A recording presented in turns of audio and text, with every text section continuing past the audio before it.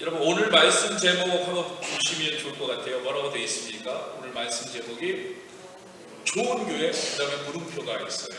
물음표 하나만 하려다가 하나 더 찍었습니다. 이렇게 좋은 교회. 여러분 어떤 교회가 좋은 교회라고 생각하십니까? 여러분 한번 속으로 생각해 보세요. 어떤 교회가 내가 생각하는 좋은 교회는 이런 교회다. 제가 일부에 물어봤습니다. 똑같게. 그랬더니 일부 때는 사람 별로 없기 때문에 제가 한 명을 지목해가지고 말씀해보세요. 딱 했더니 말씀하시는데 제가 설교를 더 이상 진행할 수가 없을 정도로 설교에 아주 딱 주제를 그냥 얘기를 해버리시더라고요. 누가 그렇게요? 준하 선생님. 준하 선생님이 딱 얘기를 하시더라고요. 여러분 스스로 한번 생각해보세요. 좋은 교회 어떤 좋은 교회? 어떤 게 좋은 교회입니까? 어떤 분은요 이런 생각을 가질 거예요. 좋은 교회는 사람들이 친절한 교회가 좋은 교회입니다. 어떤 교회는 예배에 은혜가 충만한 교회. 그래서 예배에 오면은 정말 하나님을 만난 것 같고 예수님을 느끼게 되고 감격하고 눈물이 나고 놀라워라 막 이런 교회. 또 어떤 사람은요 현실적으로 사람이 많은 교회가 좋은 교회입니다. 이유가 있겠지 않습니까? 사람이 많은 데는 이렇게 생각할 수도 있어요. 여러분 우리가 기대하는 좋은 교회의 모습은 여러 가지예요. 정말 다르게 표현될 수 있습니다. 또 어떤 식으로도 말할 수 있어요. 저는요 특별히 오늘 우리가 읽은 본문 가운데에서도 좋은 교회의 모습이 나오고 있다고 봅니다. 여러분 오늘 본문 바울이요 여러분 잘 알듯이 데살로니가 성도들에게 보낸 두 번째 편지입니다. 그래서 데살로니가 후서 두 번째 편지예요. 특별히 오늘 본문은요 마지막 부분이죠. 마지막으로 바울은요 성도들을 권면하고 있습니다. 지금 권면하고 있어요. 그런데 뭐라고 얘기하고 있냐면 형제들아 너희는 선을 행하다가 낙심하지 마. 이런 강조를 하고 있습니다. 저는 이 부분을 묵상하다가 이런 마음을 하는 주제입니다. 이게 좋은 교회구나. 이게 좋은 교회구나. 좋은 교회는요 선을 행하다가 낙심하지 않는 교회예요. 선을 행하다가 낙심하지 않는 교회가 좋은 교회입니다.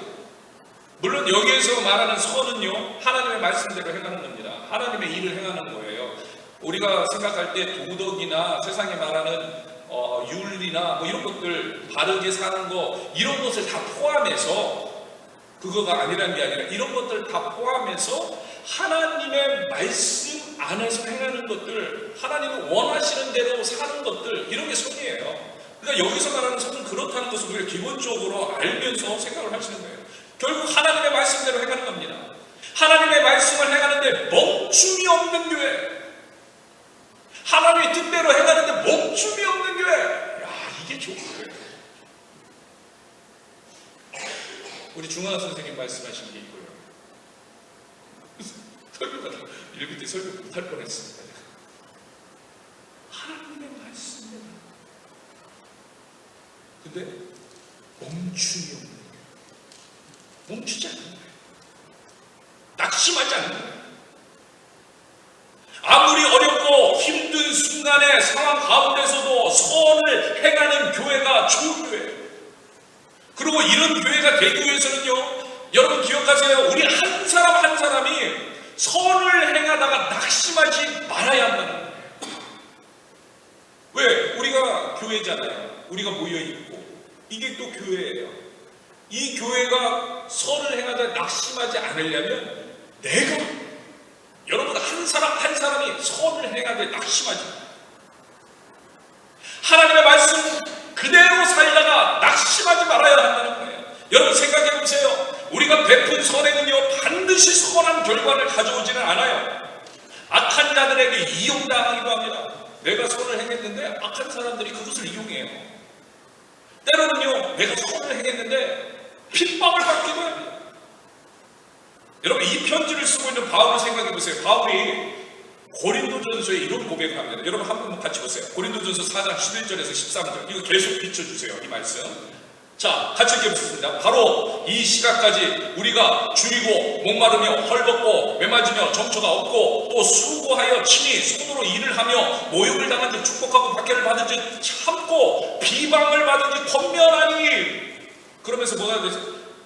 아무리 찌꺼기 같이 됐다는 거죠. 아무리 찌꺼기. 여러분, 고린도전서는요 바울이 3차 전도 여행 때 쓴 편지예요. 여러분 아시다시피 에베소에 갔을 때, 에베소에서 3년 정도 머무르는데, 그때 머무르던 사역이 뭐예요? 두란노, 여러분 잘 알잖아요. 두란노 사역을 할 때예요. 그때 쓴 편지예요. 이때 바울은요, 여러분 잘 알듯이 자기의 이익을 굳지 않고 하나님의 교회를 위해서 헌신을 하고 있을 때입니다. 정말 열심히 헌신하고 있어요. 한마디로 뭐 하고 있을 때라고요? 선을 행하고 있을 때라고요. 선을 행하고 있을 때, 하나님의 말씀을 행하고 있을 때, 오늘 표현으로 하면 선을 행하고 있을 때. 그런데 바로 뭐라고 얘기합니까? 말씀에 바로 이 시각까지, 바로 지금까지 이 편지를 쓰고 있는, 고린도에서 편지를 쓰고 있는 에베소에, 아니 고린도에 편지하고 있는 에베소에서, 두란노에서 편지하고 있는 이 시간까지 우리가 줄이고 목마르고 헐벗고 매맞고 정처하고 수고하고 친히 손으로 말하고 모욕을 당하고. 여러분 어떻게 보면요, 바울에게 있어서는 지금이 어떤 때냐면 가장 하나님과 가까울 때예요. 가장 하나님과 친밀할 때, 우리 표현으로 하면 가장 믿음이 좋을 때, 아주 지금 놀라운 하나님의 권능으로 사역을 하고 있을 때, 하나님의 사역을 크게 이루어 나갈 때, 그때 당시에 바울의 현실적인 상황은 이렇다. 무슨 말입니까? 오늘 표현으로 하면요, 바울이 가장 선을 많이 행하고 있을 때라는 거예요. 선이라는 선을 다 행하고 있을 때.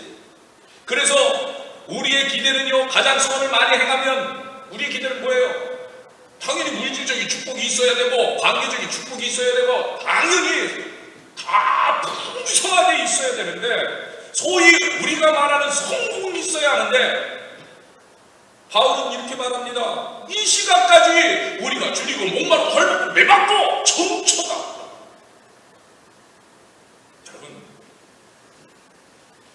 기억하시라.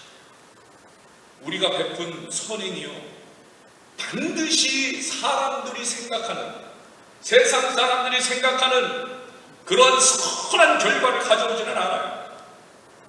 여러분 이 사실을 기억하시라. 하나님의 은혜와 사랑 가운데 있는데, 그래서 만나는 사람마다 복음을 전하고 있는데, 두란노에서 말씀을 가르치고 있는데, 그런 일들을 통해서 하나님의 놀라운 역사를 경험하고 있는데, 1차, 2차 전도여행을 통해서 기적과 같은 하나님의 역사도 체험했고, 여러분 옥문이 열리는 기적을 체험했어요. 귀신이 쫓겨나는 기적을 체험했어요. 병든 자가 일어나는 사건이 있었어요. 여러분 기억하시죠? 마술사들이 자신의 책들을 불태고 예수를 믿게 되는 놀라운 부흥의 역사도 체험. 그런데 실제 상황을 보세요. 바울이 처해 있는 현실을 보세요. 어떻게 보면요, 더 비참해져. 우리의 눈으로 볼 때, 우리의 생각으로 볼 때 더 비참해져, 더 어려워져 있는 것 같아요. 여러분, 근데 중요한 게 뭔지 아세요? 바울은 그렇게 얘기하지 않아요. 주위에 있는 사람들은 그렇게 볼지 모르지만 절대로 바울은 그렇게 얘기하지 않아요. 바울이 놀라운 고백을 합니다. 같이 본문 4장 12절부터 한번 보세요. 다시 4장, 고린도전서 4장 12절 뭐라고 합니까? 모욕을 당한 지 축복하고 박해를 받은 지 참고 비방을 받은 지 권면하니. 여러분 오히려 축복한다는 거예요. 무슨 얘기예요? 축복은 누가 하는 겁니까? 여유 있는 사람이 하는 거예요. 축복이 있는 사람이 하는 거예요. 우애 있는 사람이 하는 거예요. 알고 있는 사람이 하는 거예요. 받은 사람이 하는 거예요. 오히려 축복한다는 거예요. 줄이고 목말았는데 오히려 축복한다는 거예요. 모욕을 당하는 축복, 박해를 받은 지 참고 비방을 받은 권면. 여러분 오늘 본문에서 오늘 보면요, 여러분 주보를 보세요. 데살로니가후서 3장 15절에서 권면하라. 뭐같이? 권면을 어떻게 하는 거예요? 형제같이 하는 거예요. 형제요. 형제같이. 똑같은 사람이 쓴 거예요. 형제같이. 무슨 얘기예요? 오늘 본문에 따르면 형제같이 한다는 건 뭐예요? 사랑으로 한다는 거예요. 비방을 받았는데 사랑으로 섬겨주고 더 해주고 더 품어주고 축복의 자리로 나아가자고 오히려 사랑의 말을 해줍니다. 때리고 욕하고 모욕하는 사람들을 형제같이 여기며 좋은 길, 이 길이 더 좋은 길이야, 이 길로 와야 돼 가르쳐줍니다. 진짜로 행복할 수 있는 길을 알려줍니다. 지금 바울이 그렇게 하고 있다는 거예요. 상황은 어려운 상황입니다. 여러분 무슨 말이에요? 절대로 낙심하지 않는다는 거예요. 낙심하지 않는다. 절대로 멈추지 않는다. 지금 바울이 그 고백을 하고 있는 거예요. 절대로 낙심하지 않는다. 여러분 이런 고백이 있고 이런 권면이 있는 교회가 좋은 교회인 줄 믿습니다. 우리가 그렇게 돼야 된다는 거예요. 이런 성도가 돼야 된다는 거예요. 누가 이런 성도가 돼야 된다고요? 내가 따라합시다. 내가 여러분 우리는 이런 얘기하면요 다른 사람 생각합니다. 옆에 아무게 이런 성도가 돼야 돼. 이런 성도가 돼야 돼. 여러분 그러면요 우린 죽는 거예요. 점점 내가 이런 성도가 돼야 돼. 내가 좋은 교회 성도, 내가 좋은 교회 성도의 모범이 돼야 돼. 바울이요 이런 상황 가운데서도 낙심하지 않고 선을 행하되 멈추지 못하는 이유가 무엇입니까? 왜 그게 가능했습니까? 여러분 잘 알고 있을 거예요. 은혜가 충만하면 멈추지 못한다. 여러분 이거예요. 하나님의 은혜가 충만하면, 하나님의 은혜가 나에게 충만하면 멈추지 못합니다. 하나님의 은혜의 체험이 나에게 충만하면 멈추지 못합니다. 지금 체험하고 있는 주님의 은혜가 나에게 넘치면 멈추지 못합니다. 그래서 지금 뭐가 넘치면요? 은혜가 충만하면 뭐가 넘치게 됐어요? 우리 안에 우리 입술로 뭐가 나와요? 은혜가 충만한 게 본으로 나오는 게 열매로 나오는 게 뭐냐면 여러분 잘 기억하세요? 감사. 따라해보세요. 감사.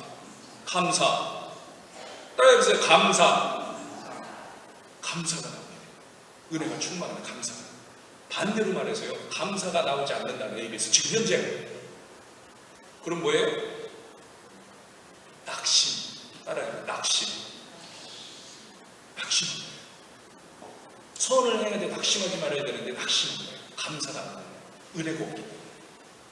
바울이요. 범사에 감사하라는 얘기가 다른 얘기가 아니에요. 자기 안에 은혜가 항상 있다는 거예요. 은혜가. 그러니까 바울이 지금 이런 상황에 처해 있는데도 낙심하지 아니하고 오히려 때리는 사람을 축복하는 거예요. 욕하는 사람을 형제처럼 권면하는 거예요. 왜 가능하다고요? 그 안에 은혜가 충만해요. 어떻게 한다고요? 감사가 넘친다. 감사가 넘치니까 낙심할 수가 없는 거예요. 아니 우리는 약해서 우리가 너무 약하잖아요. 넘어질 수도 있어요. 우리 넘어져서 낙심했다가도 하나님의 크신 은혜를 알고 체험하게 되면 그 안에 그 은혜를 깨닫게 되면 다시 보게 되면 다시 알게 되면 우리는요 다시 감사가 생기잖아요. 왜? 예수 그리스도의 십자가, 예수 그리스도의 걸은 길, 예수 그리스도의 헌신, 예수 그리스도의 희생, 예수 그리스도의 고난 이런 것들을 우리가 봐봐요.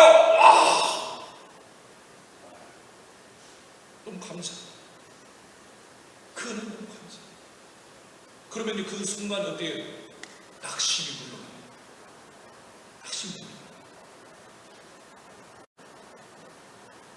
그 은혜를 만나는 순간 말려도 말하지 말라고 해도 그 은혜를 말하게 되는 거예요. 하지 말라고 해도 하는 거예요. 여러분 마가복음 1장에 보면요 한 나병 환자 이야기가 나와요. 한 나병 환자가 예수님을 찾아옵니다. 그리고는요 꿇어 엎드려서 간구하는 거, 예수님 저를 좀 낫게 해주세요. 원하시면 저를 깨끗하게 하실 수 있습니다. 애원을 하는 거예요. 간구를 하는 거예요. 그러니까 예수님 딱 보고 불쌍히 여기사, 그 마음에 불쌍히 여기사 그 병을 고쳐주십니다. 나병을 고쳐주셨어요. 그리고서 그 환자에게 경고를 하십니다. 무슨 경고를 하냐면 아무 말도 하지 마. 아무에게도 얘기하지 마. 성경에 보면요, 엄중히 경고했다. 예수님이 엄중히 경고했어요. 마가복음 1장 43절, 44절을 보세요. 43절, 44절 같이 읽겠습니다. 곧 보내심이 엄히 경고하사 삼가 아무에게 아무 말도 하지 않고. 그런데 여러분 아시다시피요, 이 나병 환자가 사람들에게 어떻게 합니까? 다 말합니다. 마가복음 1장 45절 보세요. 그러나 그 사람이 나가서 이 일을 많이 전파하여 널리 퍼지게 하니 다 얘기합니다. 하지 말라고 했는데 하지 말라고, 하지 마 해도 하는 거예요. 여러분 이거예요. 이 나병 환자가 왜 이 일을 많이 전파했습니까? 하지 말라고 했는데 왜 얘기합니까?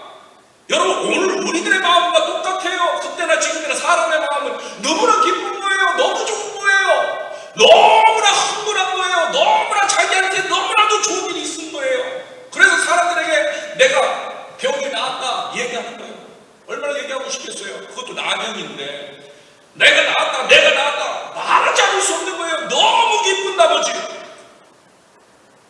여러분 이 나병 환자가 병에서 치유되었다는 것이 얼마나 기쁜 일인지 여러분 오늘 그냥 생각해도, 오늘날 이렇게 생각해도 엄청 기쁜 일이잖아요. 그죠?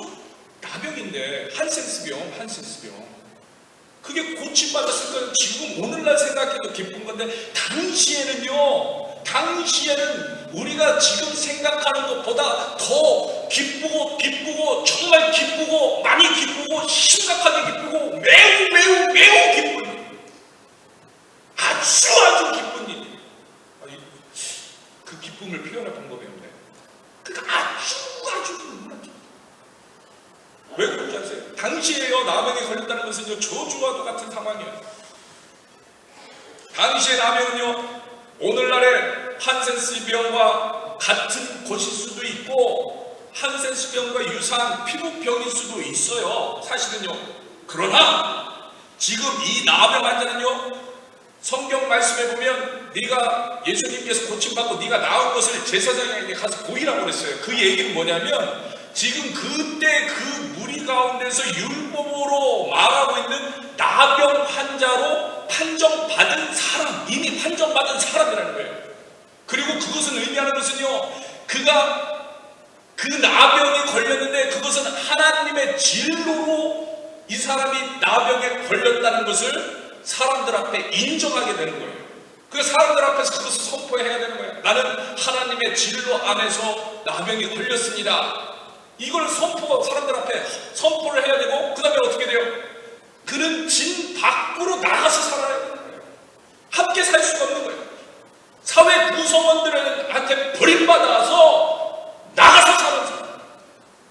결국 무슨 얘기예요? 살아도 상관같이 살지 않는 사람이에요. 지금 그뿐만 아니라 실제적으로 피부병이 아니라 나병, 한센스병에 걸렸던 사람이라고 생각해 보세요.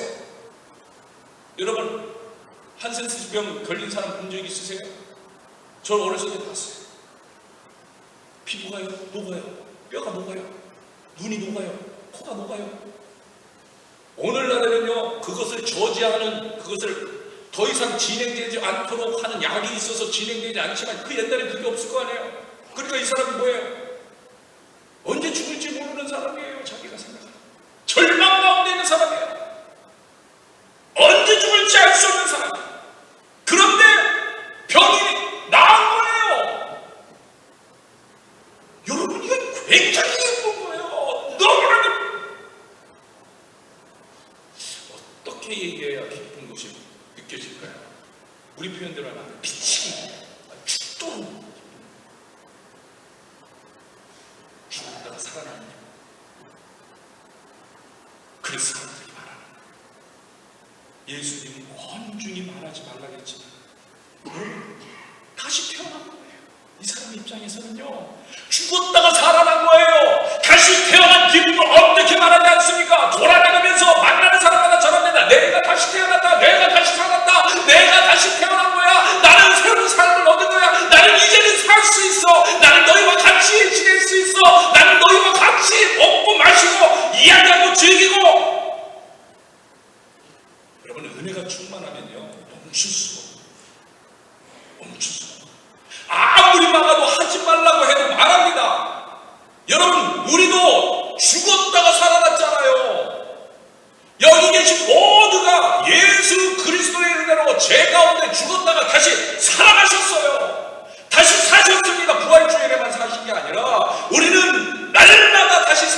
표현하잖아요. 거듭난다고 표현하잖아요. 날마다 하나님 앞에는 얼마나 기뻐요. 얼마나 감사해요. 지금 그 은혜를 누리고 계십니까? 우리에게 이 은혜가 충만하면 멈출 수가 없습니다. 소멸해 가다 낙심하지 않게 됩니다. 낙심할 수가 없습니다. 여러분, 심지어는요, 나에게 자신에게 불이익이 있는 것 같은 상황도 감수하게 되는 거예요. 예수님의 은혜가, 예수님을 만난 그 은혜가 더 넘치게 되면은, 여러분, 세리장 삭개오 이야기를 잘 아실 거예요. 삭개오는요, 여리고에 살던 부자입니다. 여리고에 살고 있던 부자예요. 직업은 세리장이었어요. 오늘날로 말하면 세무서장. 그러니까 세리들의 우두머리. 근데 키가 작아요. 어느 날 예수님이 지나가신다는 말에 궁금했어요. 그냥 어떤 분인지. 보기 위해서 뽕나무에 올라갔어요. 키가 작으면 뽕나무에 올라가요. 그런데 어떻게 된 건지 예수님을 자신이 집에 모시게 되는 그런 일이 벌어졌어요. 예수님을 집에 모신 삭개오는요, 무슨 영문인지 예수님 앞에서 이런 고백을 하게 됐어요. 자기 소유의 절반을 팔아가지고 가난한 사람에게 나눠주겠다는 거예요. 근데 그게 다가 아니에요. 내가 다른 사람의 것을 억지로 빼앗은 것이 있다면 네 배로 갚아주겠다. 네 배로. 이런 선언을 합니다. 누가복음 19장 8절의 말씀입니다. 누가복음 19장 8절 한번 보세요. 삭개오가 눈을 쭉 보시죠. 무슨 얘기예요? 예수님을 만나고 보니까 그 은혜가 넘치는 거예요. 삭개오에게. 그리고는 선행을 하겠다고 말하는 거예요. 예수님의 뜻대로 살겠다고. 예수님을 만나니까 처음 만나는 사람입니다. 여기는 낙심이 뭡니까? 오히려 자기 재산의 절반을 들여서 선행을 하겠다고 선포를 합니다. 여러분에게 제가 한번 묻습니다. 지금 여러분이 가지고 있는 절반을 가난한 자들에게 나누어 주실 수 있겠습니까? 갑자기 그럴 수 있으세요? 아니요, 못할 거예요. 무슨 생뚱맞은 질문이냐고요? 그런데 한번 여러분 생각해 보세요. 한번 생각해 보세요. 내가 지금 죽었다가 살아난다. 그런데 내 앞에 은인이 있다. 그러면요, 100% 안 된다 해서 혹시 가능할 수 있다고 바뀝니다. 혹시 가능할 수도 있죠. 나의 재산의 절반. 그래서 죽었다 살았는데. 그렇지 않습니까? 여러분 생각해 보세요. 당시의 세리장, 여러분, 당시의 세리장은요, 당시에 그에게 지어진 별명이 있었습니다. 뭡니까? 면허증을 가진 강도예요. 그게 별명이에요. 면허증을 가진 강도. 아마 삭개오도요, 백성들을 착취해서 부자가 되었을 거예요. 그런 과정을 거쳐서 부자가 되었을 것이라 우리는 짐작해 볼 수 있습니다. 왜냐하면 그냥 세리 정도도 아니고 세리장이 되었다는 거예요. 그 정도까지 오르려면 아마 정말 독하게 했을지도 몰라요. 이거는 뭐 성경에 나오진 않지만 상상입니다. 그런 삭개오가 완전히 변한 거예요. 완전히. 여러분, 그렇다면 우리가 추측할 수 있잖아요. 은인 중에 은인을 만난 거예요. 우리가 그렇잖아요. 갑자기 그렇게 변할 이유가 없는 거예요. 은인 중에 은인을 만난 거예요. 은혜가 넘치는 거예요. 깨달음이 생긴 거예요. 감사가 넘치는 거예요. 그러니까 멀쩡히 있다가 갑자기 내 재산의 절반을 팔아서 가난한 자에게 주겠어. 선행을 하게 된다. 예수님의 말씀대로 살기로 작정했다. 여러분 기억하세요. 예수님을 만나고 그 은혜를 경험하면 달라집니다. 예수님의 은혜를 만나면 달라집니다. 예수님을 만나면 달라집니다.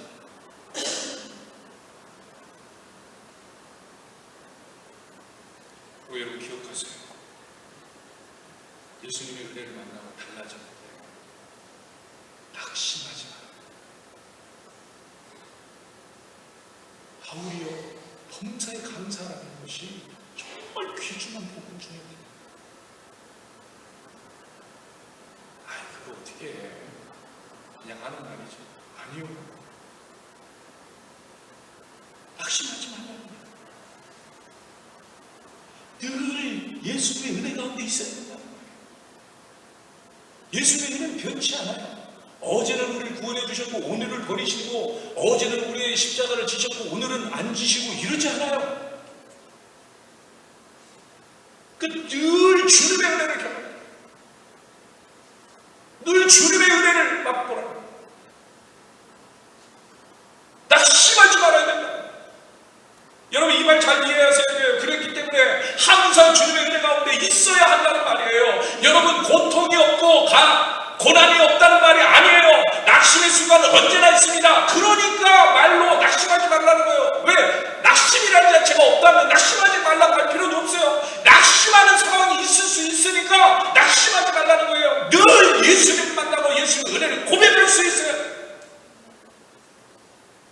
여러분 예수님을 만나는 그 만남의 사건이 과거형, 그 은혜가 과거형이 되면 안 됩니다. 과거형이 되면 지금, 바로 지금 예배하는 이 시간 우리 앞에서, 우리 입에서 감사가 넘쳐요. 속으로 한번 생각하고 감사가 있나? 만약에 지금 내 안에 감사가 없으면 낙심하고 있는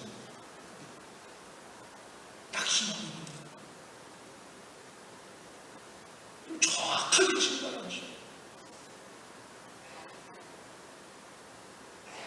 제가 미국에 와서요, 부교육자로 사역할 때의 일이에요. 제가 부교육자로 그 교회에, 어느 교회라고는 얘기를 안 합니다. 그 교회에 가기 전에 그 교회에 큰 어려움이 있었습니다. 그 내용 중에 하나를 제가 그 교회에 있으면서 나중에 성도님들하고 같이 대화도 하고 같이 밥도 먹고 이런 얘기하다가 옛날에 이런 어려움이 있었어요. 그런 얘기 하시잖아요. 나중에 듣게 됐어요.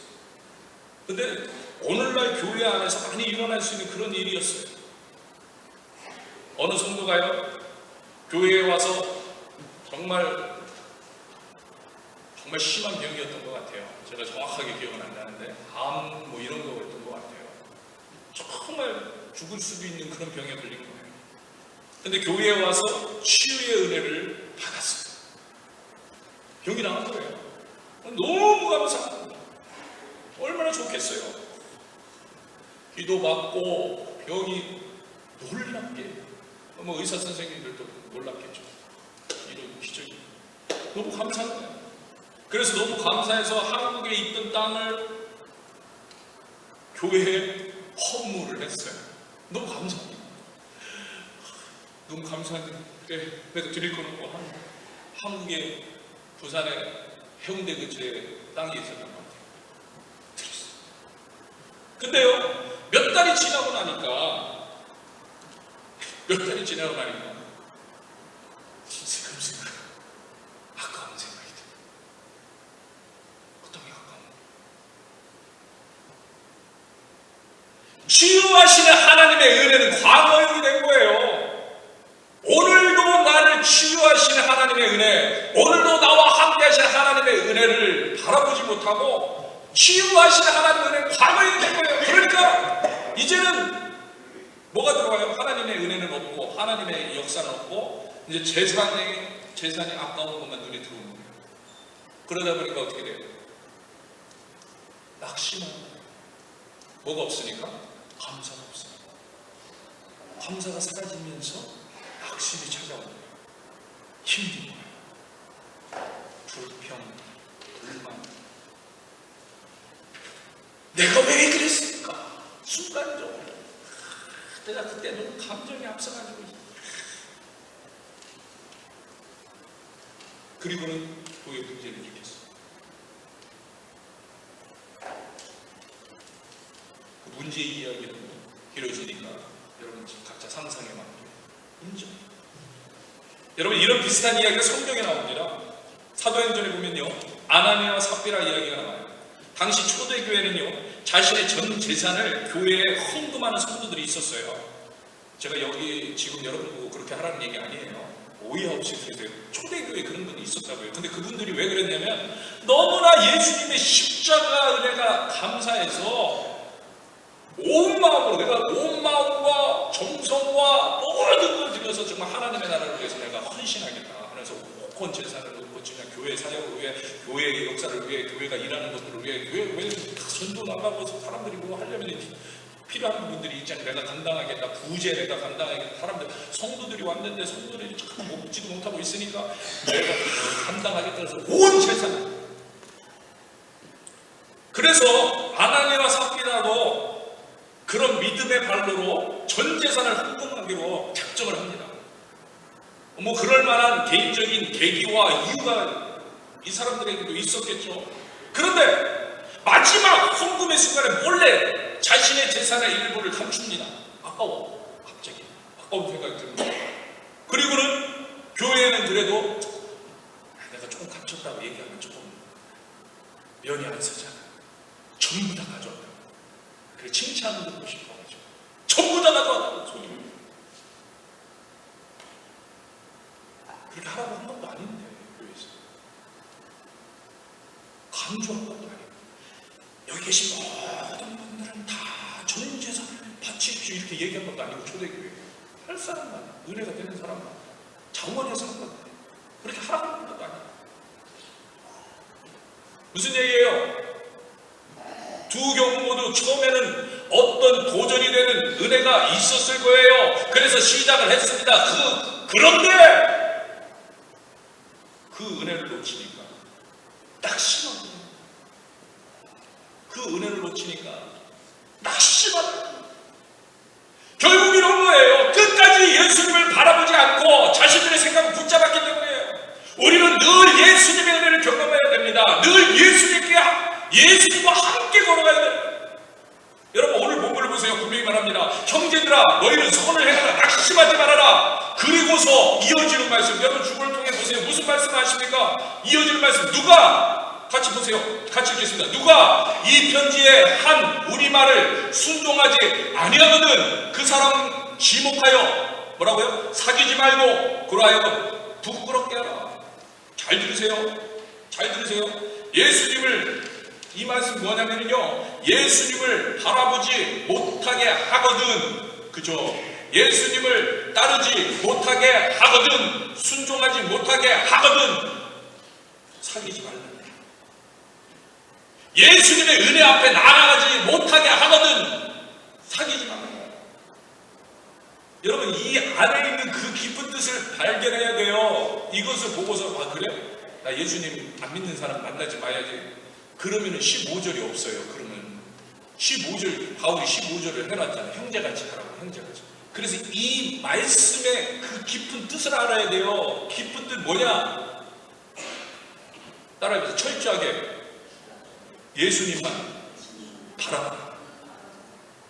깊은 뜻이 그거예요. 철저하게 예수님만 바라봐라. 예수님이 아닌 친구 따라가고 예수님이 아닌 세상 따라가면 안 된다는 거예요. 여러분 낙심하지 않으려고 내가 아무리 발버둥쳐야 우리는 할 수 없어요. 하나님의 말씀에 순종해야 낙심하지 않을 수 있다는 거예요. 우리는 자꾸 내 생각에 내어줘요. 내 친구의 생각에 내어줍니다. 세상의 기준에 내어줘요. 사실은요 그러니까 낙심이 되는 거예요. 낙심이 변하는 사람들을 의지하니까 변하는 생각들을 의지하니까 낙심이 되죠. 감사가 아니라 변하지 없는 변함없는 예수님에게 내어주시고 예수의 마음을 붙잡아야 되는데 결국 그래서 이런 말이에요. 15절을 통해서 이야기가 하잖아요. 15절 권면하라 권면하라. 제가 1분 때 우리 준하 선생님을 예를 들어서 했는데 김초롱 장로님 예를 들게요. 여기서 만약에 김초롱 장로님이 세상 사람이에요. 그러면 놀지 말라는 게 아니라 이 얘기 무슨 얘기냐고요? 김초롱 장로님 말을 따라갈 것이 아니라 예수님이 너에게 말씀하신 것을 그에게 보여줘서 예수님을 따라갈 수 있도록 네가 이끌어라, 이 말이에요. 권면해라.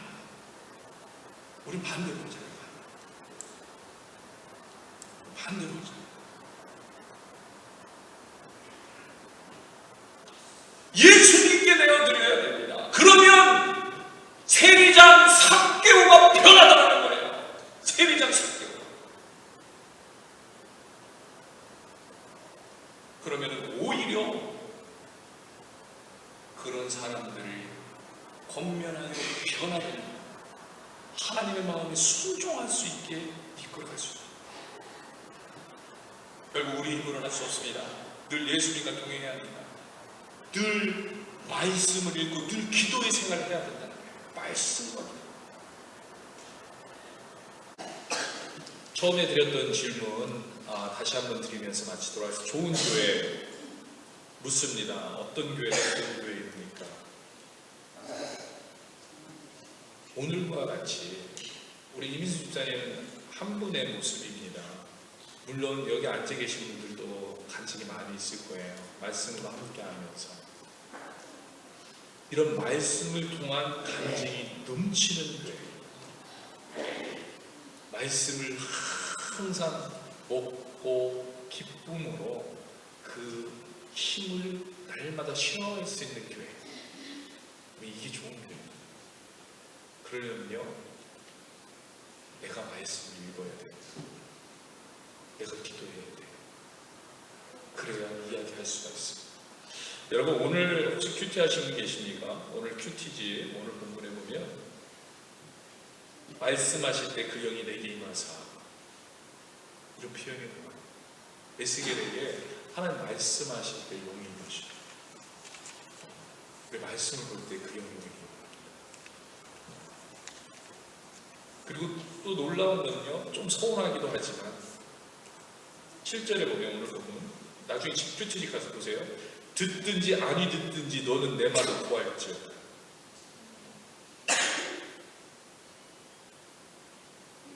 하나님 말씀을 읽고 경험하는 사람은 기쁨과 충만한 역사가 있고 그것을 나눌 수 있어요. 근데 이 대상이 되지 않기를 축복합니다. 듣든지 아니 듣든지.